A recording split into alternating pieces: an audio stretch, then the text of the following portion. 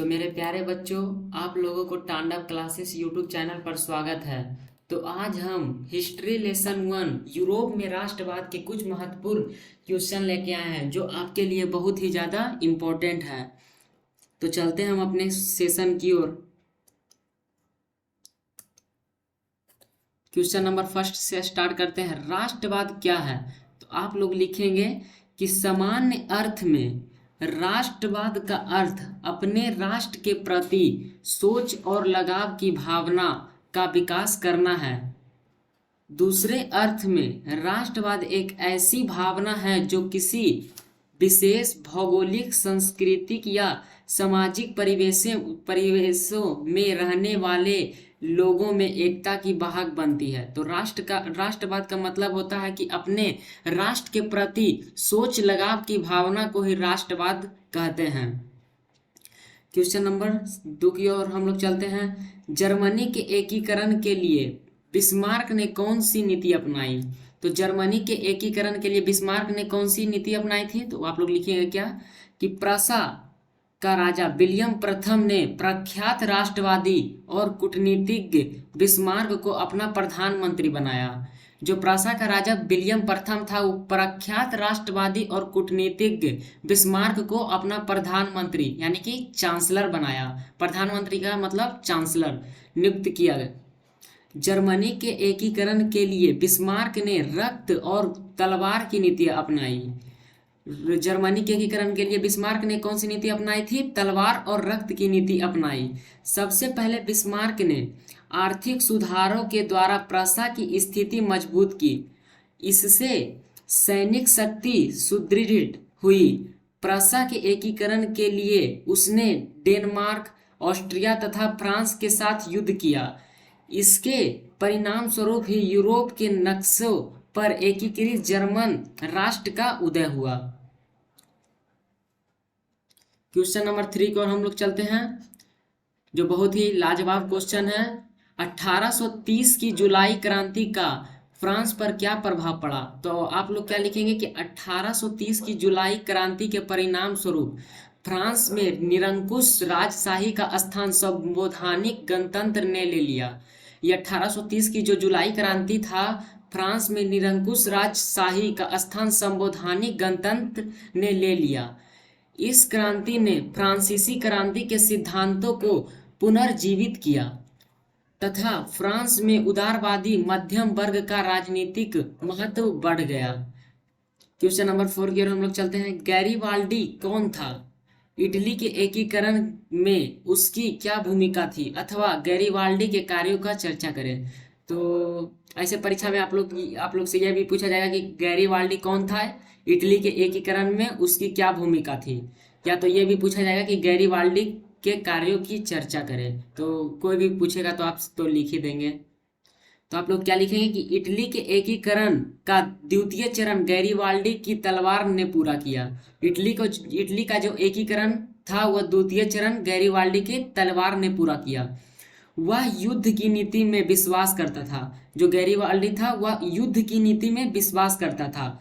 उसने सशस्त्र युवकों की एक टुकड़ी बनाई जो लाल कुर्ती कहलाएं।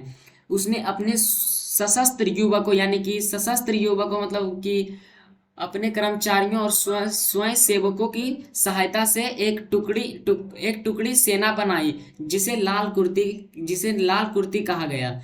इनकी सहायता से उसने सिसिली पर अधिकार कर वहां गणतंत्र की स्थापना की।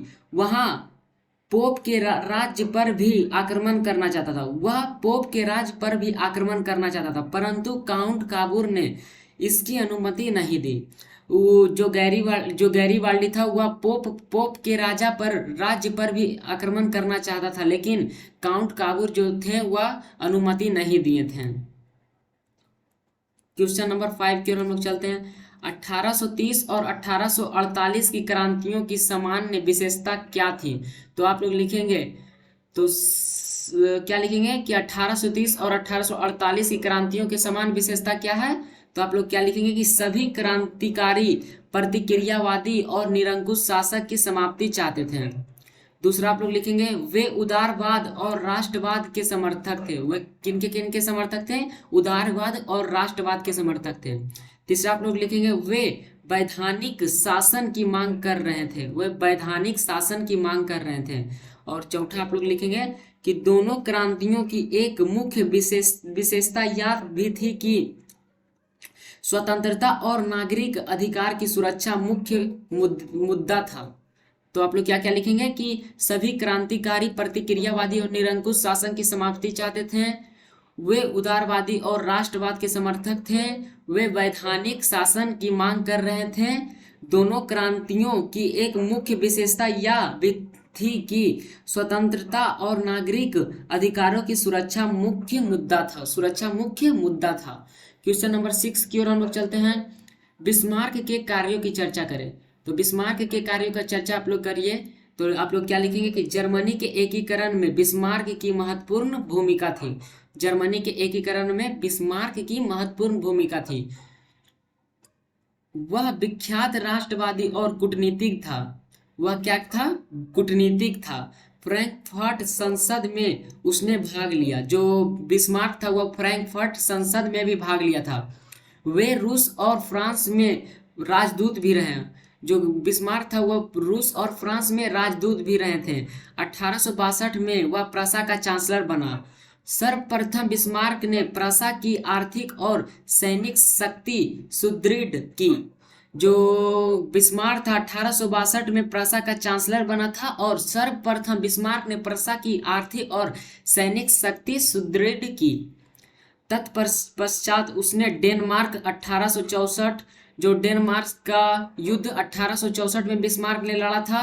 ऑस्ट्रिया का युद्ध 1866 में सोडोवा का युद्ध तथा फ्रांस के साथ 1870 में सीडान का युद्ध लड़ा था और पराजित कर जर्मनी का एकीकरण किया।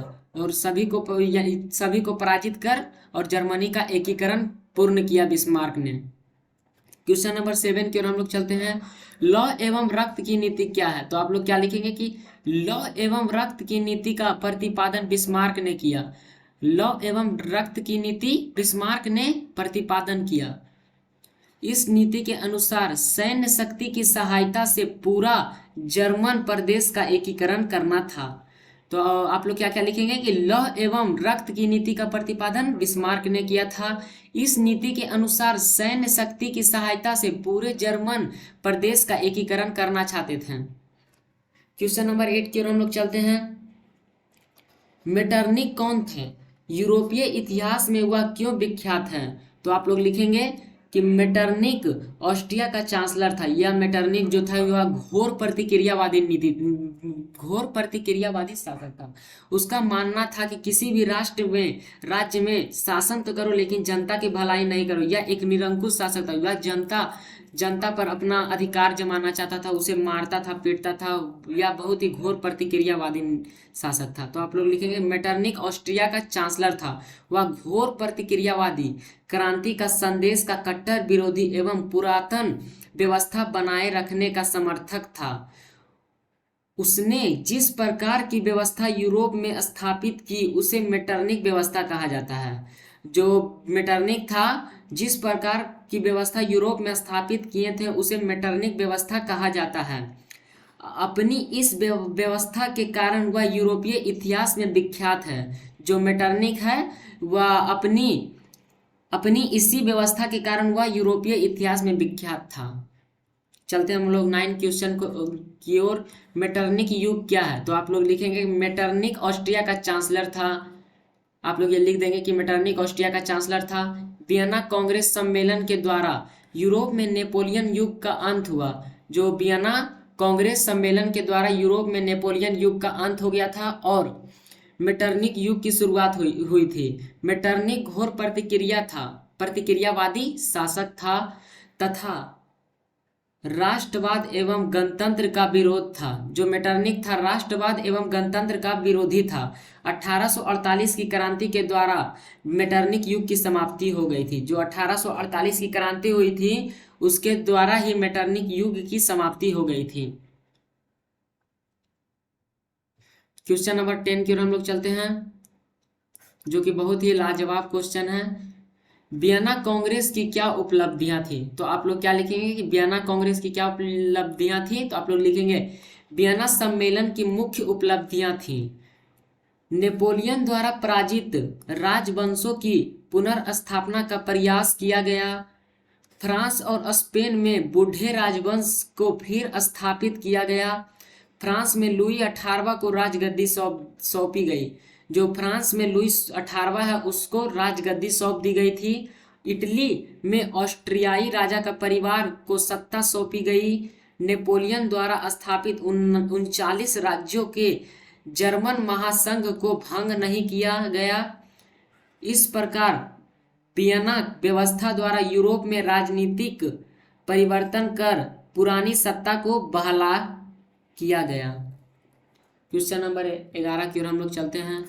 जर्मनी का राजनीतिक एकीकरण के पहले आर्थिक एकीकरण कैसे हुआ? तो आप लोग क्या लिखेंगे 1815 से 48 के मध्य जर्मनी में औद्योगिकरण की पृष्ठभूमि तैयार हो गई, कोयला और खनिज उद्योग का विकास हुआ, रेल लाइनों का प्रसार हुआ।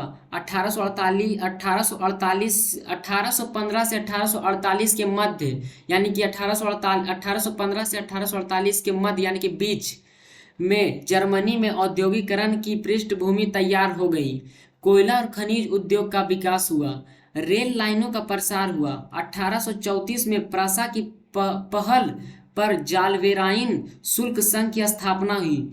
इस प्रकार जर्मनी का राजनीतिक एकीकरण के पहले आर्थिक एकीकरण हुआ। तो आप लोग लिख लेंगे। चलते हैं हम लोग क्वेश्चन नंबर 12 की ओर, जो कि बहुत ही लाजवाब क्वेश्चन है, VVI क्वेश्चन है, 2024 में ये पूछे जाएंगे। आप लोग इसे अच्छे से याद कर लीजिएगा। जर्मनी के एकीकरण की बाधाएं क्या थी? तो आप लोग लिखेंगे कि जर्मनी के एकीकरण में निम्नलिखित प्रमुख बाधाएं थी। तो पहला आप लोग लिखेंगे कि लगभग 300 छोटे बड़े राज्य, जो जर्मनी था उसको 300 छोटे बड़े राज्य में विखंडन कर दिया था, यानी कि छोटे छोटे टुकड़े में बांट दिया था। दूसरा नंबर, इन राज्यों में व्यवस्था, राजनीतिक, सामाजिक तथा धार्मिक विषमताएं। तीसरा, राष्ट्रवाद की भावना का अभाव, जो जर्मनी के जनता में राष्ट्रवाद की भावना का अभाव था। चौथा आप लोग लिखेंगे ऑस्ट्रिया का हस्तक्षेप तथा 5 आप लोग लिखेंगे मेटरनिक की प्रतिक्रियावादी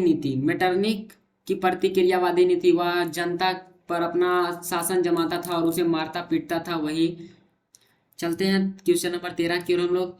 इटली के एकीकरण में काबूल की भूमिका का उल्लेख करें अथवा काबूल का संक्षिप्त परिचय दें। आपसे ये भी पूछा जाएगा कि इटली के एकीकरण में काउंट काबूल की भूमिका का उल्लेख करें, या तो आपसे ये भी पूछा जाएगा कि काउंट काबूल का संक्षिप्त परिचय दें। तो कोई भी आएगा तो आप लोग लिख लेंगे। आप लोग तो उतना समझदार हो ही जाओ, क्योंकि आप लोग 10 क्लास के बच्चे हैं।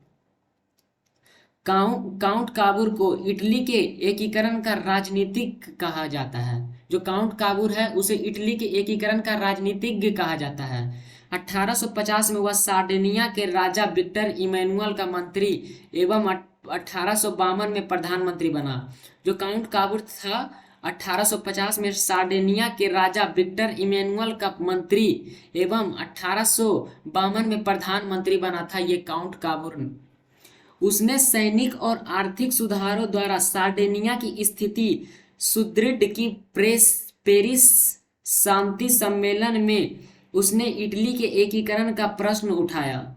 1859 में ऑस्ट्रिया को पराजित कर काबूल ने लोम्बार्डी पर अधिकार कर लिया। जो काउंट काबूल थे 1859 में ऑस्ट्रिया को पराजित कर लोम्बार्डी पर अधिकार कर लिया था। तो चलते हैं हम लोग क्वेश्चन नंबर 14 की ओर। गैरीबाल्डी कौन था?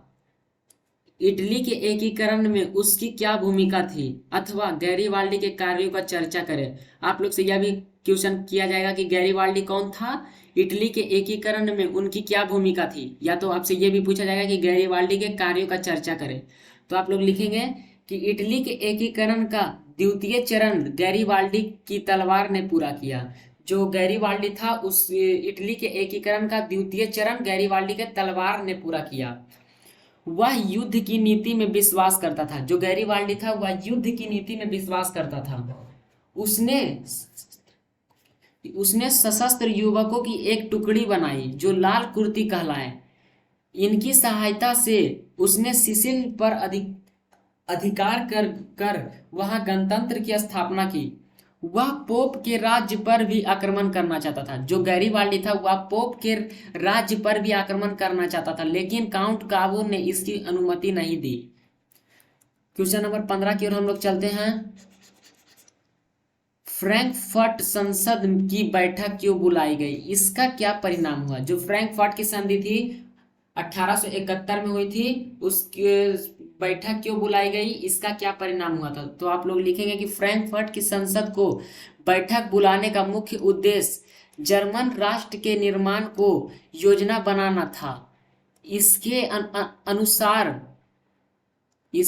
अनुसार जर्मन राष्ट्र का प्रधान एक राजा को बनाना था जिसे संसद के नियंत्रण में काम करना था तथा जर्मनी का एकीकरण उसी के नेतृत्व में होना था। लेकिन जब प्रसा के राजा फ्रेडरिक विलियम चतुर्थ ने यह प्रस्ताव को अस्वीकार कर दिया तो परिणाम स्वरूप असेंबली भंग हो गई तथा जर्मनी का एकीकरण पूरा हो गया। तो फ्रैंकफर्ट संसद की बैठक क्यों बुलाई गई थी? तो आप लोग क्या लिखेंगे? फ्रैंकफर्ट की संसद को बैठक बुलाने का मुख्य उद्देश्य जर्मन राष्ट्र के निर्माण को योजना बनाना था। इसके अनुसार जर्मन राष्ट्र का प्रधान एक राजा को बनाना था जिसे संसद के नियंत्रण में काम करना था तथा जर्मनी का एकीकरण उसी के नेतृत्व में होना था। लेकिन जब प्रसा के राजा फ्रेडरिक विलियम चतुर्थ ने यह प्रस्ताव को अस्वीकार कर दिया तो परिणाम स्वरूप यह असेंबली भंग हो गई तथा जर्मनी का एकीकरण पूरा नहीं हो सका। क्वेश्चन नंबर 16 की ओर हम लोग चलते हैं। वियना कांग्रेस की क्या उपलब्धियां थी? तो आप लोग क्या लिखेंगे कि वियना सम्मेलन की मुख्य उपलब्धियां थी नेपोलियन द्वारा पराजित राजवंशों की पुनर्स्थापना का प्रयास किया गया। फ्रांस और स्पेन में बुढ़े राजवंश को फिर स्थापित किया गया। फ्रांस में लुई 18वां को राजगद्दी सौंपी गई। इटली में ऑस्ट्रियाई राज परिवार को सत्ता सौंपी गई। नेपोलियन द्वारा स्थापित 39 राज्यों के जर्मन महासंघ को भंग नहीं किया गया। इस प्रकार वियना व्यवस्था द्वारा यूरोप में राजनीतिक परिवर्तन कर पुरानी सत्ता को बहाल किया गया। चलते हैं हम लोग क्वेश्चन नंबर 17 की ओर, जो कि बहुत ही VVI क्वेश्चन है, वेरी वेरी इंपॉर्टेंट, क्योंकि ये बहुत बार मैट्रिक की परीक्षा में पूछे गए, आपके ही मैट्रिक परीक्षा में। बिहार बोर्ड। इटली जर्मनी के एकीकरण में ऑस्ट्रिया की क्या भूमिका थी? तो आप लोग लिखेंगे कि इटली के एकीकरण के दौरान ही जर्मनी क्षेत्र में भी समान प्रतिक्रिया चल रही थी। इटली के एकीकरण के मार्ग में ऑस्ट्रिया बाधक बना हुआ था। 1830 की क्रांति के बाद इटली में भी नागरिक आंदोलन शुरू हो गया था। तो क्या क्या आप लोग लिखेंगे? इटली के एकीकरण के दौरान ही जर्मन क्षेत्र में भी समान प्रतिक्रिया चल रही थी। इटली के एकीकरण के मार्ग में ऑस्ट्रिया बाधक था। जो इटली के एकीकरण हो रहा था उसमें ऑस्ट्रिया बाधक बना हुआ था, लेकिन उसको रोक रहा था ऑस्ट्रिया ही इटली के एकीकरण पूर्ण नहीं होने से। 1830 की क्रांति के बाद इटली में भी नागरिक आंदोलन शुरू हो गया था। 1830 की जो क्रांति हुई थी इटली में भी नागरिक आंदोलन शुरू हो गए। मेजनी ने इन नागरिक आंदोलन का उपयोग करते हुए उत्तरी और मध्य इटली में एकीकृत गणराज्य स्थापित करने का प्रयास किया, लेकिन ऑस्ट्रिया के चांसलर मेटरनिक द्वारा इन राष्ट्रवादी नागरिक आंदोलन को दबा दिया गया, जिससे इटली का एकीकरण रुक गया। जो ऑस्ट्रिया का चांसलर मेटरनिक था वह नागरिक आंदोलन को दबा दिए थे, जिससे इटली का एकीकरण रुक गया। जर्मनी में भी राष्ट्रवादी भावना को कुचलने में ऑस्ट्रिया ने मेटरनिक द्वारा दमनकारी कानून कासबाद के आदेश को जारी किया, अतः दोनों देशों के एकीकरण में ऑस्ट्रिया बाधा था।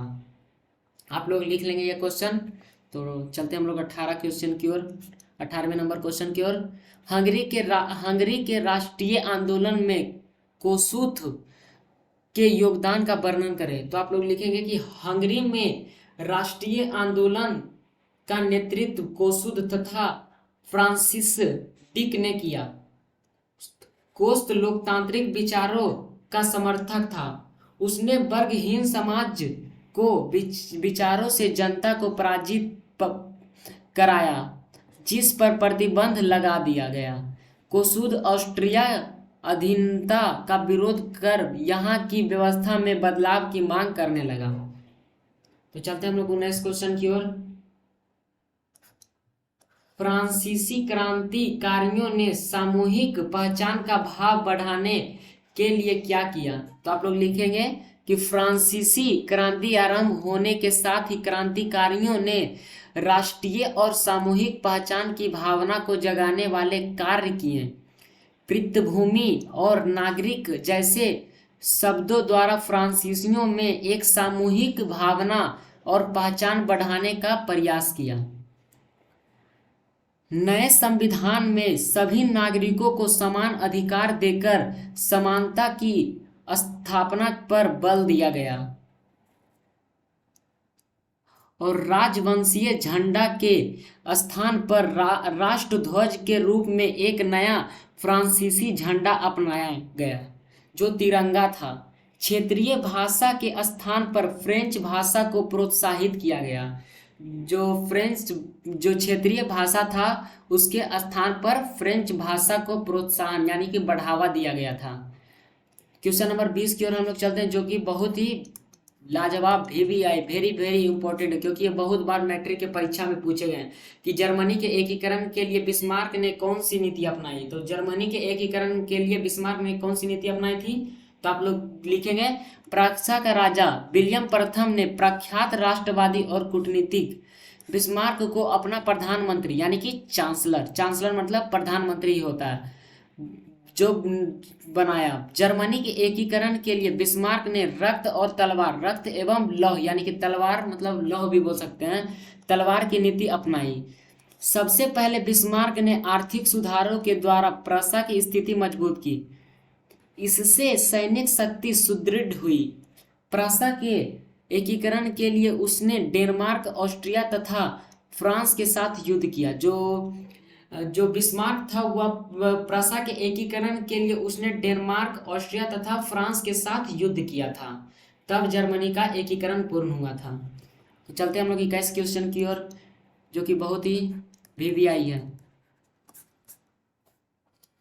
विलियम प्रथम के बगैर जर्मनी का एकीकरण बिस्मार्क के लिए असंभव था, कैसे। तो आप लोग क्या लिखेंगे, तो लिखेंगे आप लोग विलियम प्रथम प्रशा काम राजा जनता था कि ऑस्ट्रिया और फ्रांस को पराजित किए बिना जर्मनी का एकीकरण संभव नहीं है। ये जो विलियम प्रथम था वह जानता था कि ऑस्ट्रिया और फ्रांस को पराजित किए बिना जर्मनी का एकीकरण संभव नहीं है। 1862 में विलियम प्रथम थे, जर्मनी के एकीकरण के उद्देश्य को ध्यान में रखकर महान कूटनीतिक बिस्मार्क को अपना चांसलर नियुक्त किया। 1862 में विलियम प्रथम ने जर्मनी के एकीकरण के लिए महान कूटनीतिक बिस्मार्क को अपना चांसलर नियुक्त किया। बिस्मार्क का मानना था कि जर्मनी की समस्या का समाधान प्रशा के नेतृत्व में रक्त और तलवार की नीति से होगा। अतः अगर विलियम प्रथम बिस्मार्क को चांसलर ना बनाया होता तो बिस्मार्क के लिए जर्मनी का एकीकरण असंभव प्रतीत होता। तो आप लोग क्या लिखेंगे कि विलियम प्रथम प्रशा का राजा जानता था कि ऑस्ट्रिया और फ्रांस को पराजित किए बिना जर्मनी का एकीकरण संभव नहीं है। 1862 में विलियम प्रथम ने जर्मनी के एकीकरण के उद्देश्य को ध्यान में रखकर महान कूटनीतिज्ञ बिस्मार्क को अपना चांसलर नियुक्त किया। बिस्मार्क का मानना था कि जर्मनी की समस्या का समाधान प्रशा के नेतृत्व में रक्त और तलवार की नीति से होगा। अतः अगर विलियम प्रथम बिस्मार्क को चांसलर ना बनाया होता तो बिस्मार्क के लिए जर्मनी का एकीकरण असंभव प्रतीत होता। तो आप लोग लिख लेंगे ये इस क्वेश्चन को। तो चलते हैं हम लोग आगे की क्वेश्चन नंबर 22 की ओर। जर्मनी के एकीकरण के लिए बिस्मार्क ने कौन सी नीति अपनाई? तो जर्मनी के एकीकरण के लिए बिस्मार्क ने कौन सी नीति अपनाई थी? रक्त एवं लौ की नीति अपनाई थी बिस्मार्क ने जर्मनी के एकीकरण के लिए। प्रसा का राजा विलियम प्रथम ने प्रख्यात राष्ट्रवादी और कूटनीतिक बिस्मार्क को अपना प्रधानमंत्री बनाया। जर्मनी के एकीकरण के लिए बिस्मार्क ने रक्त और तलवार की नीति अपनाई। सबसे पहले बिस्मार्क ने आर्थिक सुधारों के द्वारा प्रसा की स्थिति मजबूत की। इससे सैनिक शक्ति सुदृढ़ हुई। प्रसा के एकीकरण के लिए उसने डेनमार्क, ऑस्ट्रिया तथा फ्रांस के साथ युद्ध किया। जो बिस्मार्क था उसने प्रसा के एकीकरण के लिए डेनमार्क, ऑस्ट्रिया तथा फ्रांस के साथ युद्ध किया था। क्वेश्चन नंबर 24 की ओर हम लोग चलते हैं, जो कि लास्ट क्वेश्चन है। यूनानी स्वतंत्रता संग्राम के परिणामों का उल्लेख करें। तो आप लोग लिखेंगे 1932 में यूनान के एक स्वतंत्र और संप्रभु राष्ट्र घोषित कर दिया गया। यद्यपि इस प्रक्रिया में गणतंत्र की स्थापना नहीं हो सके, परंतु एक स्वतंत्र राष्ट्र के उदय ने मेटरनी की प्रतिक्रियावादी नीति को गहरी ठेस पहुंचाई। प्रतिक्रियावाद के विरुद्ध राष्ट्रवाद की विजय हुई। यूनानियों के विजय से 1830 की क्रांतिकारियों की प्रेरणा मिली। यूनानी स्वतंत्रता आंदोलन के परिणाम स्वरूप बाल्कन क्षेत्र के अन्य ईसाई राज्यों में भी राष्ट्रवादी आंदोलन आरंभ करने की चाह बढ़ी। तो आप लोग क्या क्या लिखेंगे कि 1932 में यूनान को एक स्वतंत्र और संप्रभु राष्ट्र घोषित कर दिया गया। यद्यपि इस प्रक्रिया में गणतंत्र की स्थापना नहीं हो सकी, परंतु यह स्वतंत्र राष्ट्र के उदय ने मेटरनी की प्रतिक्रियावादी नीति को गहरी ठोस पहुंचाई। प्रतिक्रियावाद के विरुद्ध राष्ट्रवाद की विजय हुई। यूनानियों के विजय से 1830 की क्रांतिकारियों की प्रेरणा मिली। यूनानी स्वतंत्रता आंदोलन के परिणाम स्वरूप बाल्कन क्षेत्र के अन्य ईसाई राज्यों में भी राष्ट्रवादी आंदोलन आरंभ करने की चाह बढ़ी। यह लास्ट क्वेश्चन था। तो अगर आप लोगों को यह वीडियो अच्छा लगे तो लाइक और सब्सक्राइब करते रहिएगा, और ऐसे ऐसे हम रोज आपके लिए बहुत ही अच्छे अच्छे क्वेश्चन लाते रहेंगे, जो कि आपके परीक्षा के लिए वेरी वेरी इंपॉर्टेंट होंगे। तो अगर आप लोगों को यह वीडियो अच्छा लगे तो लाइक और सब्सक्राइब करते रहिएगा। और कल हम आप लोगों को संस्कृत मंगलम पाठ के कुछ सब्जेक्टिव क्वेश्चन करा देंगे, जो कि मैट्रिक परीक्षा में बहुत बार पूछे गए हैं। तो थैंक्स।